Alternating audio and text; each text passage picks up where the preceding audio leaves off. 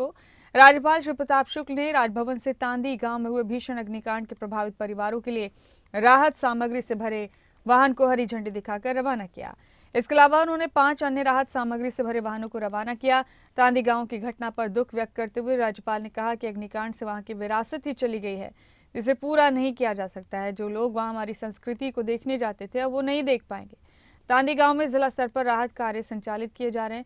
इसी तरह प्रदेश के अन्य जिलों में, जिनमें किन्नौर, शिमला, बिलासपुर, हमीरपुर, ऊना जिलों के लिए भी सर्दी के मौसम के मद्देनजर पात्र व्यक्तियों के लिए राहत सामग्री से भरे वाहन भेजे जा रहे हैं।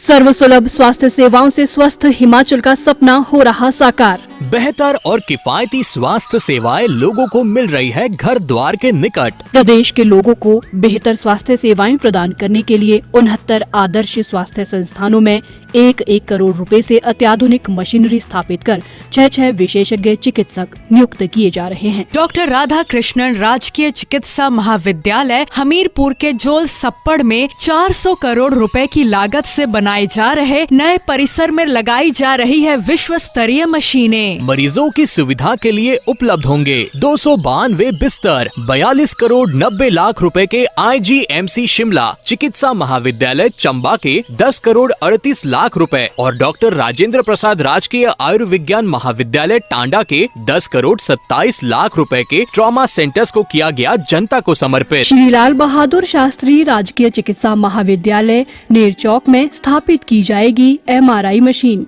अभी हमने डिपार्टमेंट ऑफ इमरजेंसी मेडिसिन को नया स्वरूप दिया है, कैजुअलिटी का नाम भी बदला है और पर डॉक्टर कहा कि ये 8 घंटे ड्यूटी देगा।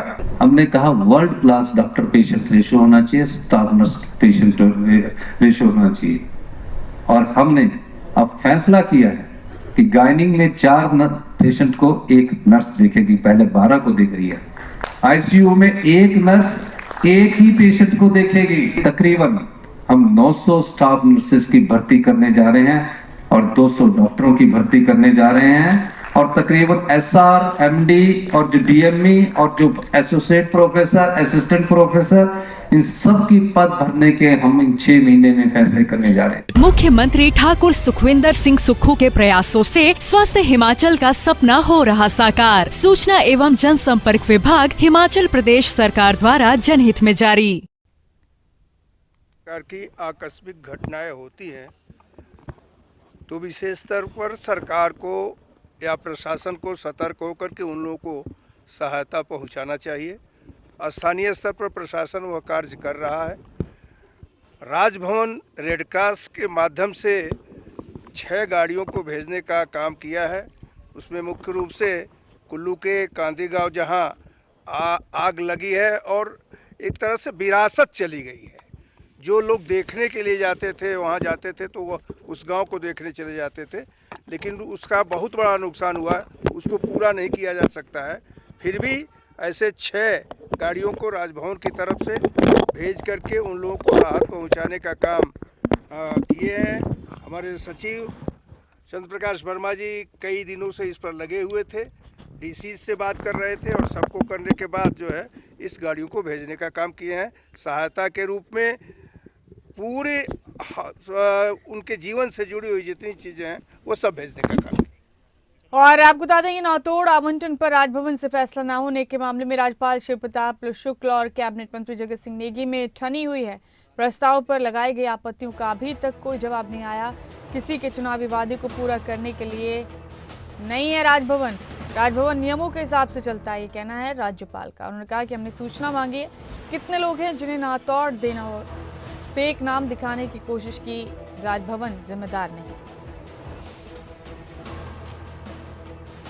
अपना जवाब भी दिया है। हमने कुछ बातों पर आपत्तियां किया है, उस आपत्ति का जवाब मांगा है। अभी तक वहां से कोई जवाब नहीं मिला है। राजभवन पूरी तौर पर नियमों के अनुसार काम करेगा। हमने कभी ये नहीं कहा कि हम नौतोड़ से अलग हैं। हमने हमेशा ये कहा कि नहीं, नौतोड़ पर वो करेंगे, लेकिन यह बात मांगी है कि भाई कितने लोग हैं, वह नाम कौन से हैं। अगर यह नहीं दिखाएंगे, फेक कर करके दिखाने का काम करेंगे, तो उसके लिए राजभवन जवाबदेह नहीं है। राजभवन निश्चित रूप से सबके लिए देगा, लेकिन राजभवन किसी के चुनावी वादों को पूरा करने के लिए नहीं है। तो माननीय मंत्री हैं, जब भी आए उनका स्वागत है, ऐसा कुछ नहीं है। सरकार के मंत्री हैं और राजभवन ही उन लोगों को शपथ दिलाया है, तो ऐसी स्थिति में हम उनका थोड़े अनादर कर सकते हैं, वो भले राजभवन का अनादर।